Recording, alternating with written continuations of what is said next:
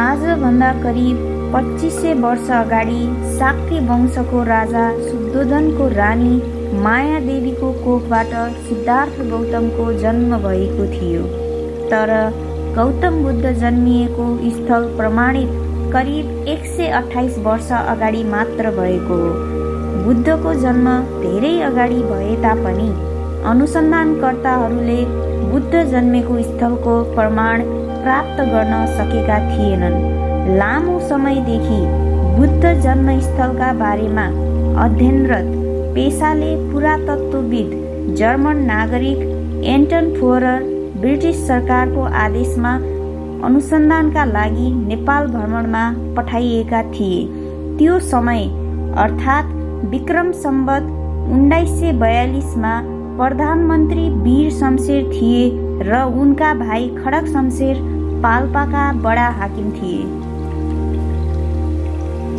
वीर शमशेरको अनुमतिमा British सरकारले बुद्धको जन्मस्थल अनुसन्धानका लागि एन्टन फुहररलाई नेपाल पठाएका थिए। त्यो समयमा खड्ग शमशेर जङ्गल मासेर पैसा बटुल्ने, घुम्ने, रमाइलो गर्नेमा व्यस्त थिए। यही क्रममा एक दिन जङ्गलमा काम गर्ने कामदारले ढुङ्गाको खम्बा जस्तो ठुटो भेटिएको खबर ल्याए। तर खड्गले खासै ध्यान दिएनन्। वीर शमशेरले बुद्धको जन्मस्थलको अनुसन्धानको क्रममा ब्रिटिस सरकारले पठाउन लागेका अनुसन्धानकर्मीलाई सहयोग गर्ने जानकारी गरेपछि खड्ग शमशेरलाई कामदारले लिएर आइरहेको खबरमा ध्यानाकर्षण भयो। त्यसपछि उनी कामदारले भनेको ठाउँमा पुगेर त्यो ठाउँ खन्न लगाउन थाले।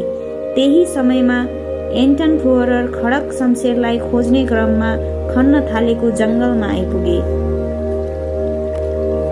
विक्रम सम्वत 1953 मङ्सिर 18 गतेका दिन अशोक स्तम्भ फेला परेको थियो र त्यसमा लेखिएको ब्राह्मी लिपि फुहररलाई मात्र पढ्न आउँथ्यो र त्यहाँ लेखिएको थियो हिन्द बुधे जाते शाक्य मुनिति अर्थात् शाक्य मुनि बुद्धको जन्म यही भएको थियो र सो स्तम्भलाई मौर्य सम्राट अशोकले गाडेका थिए।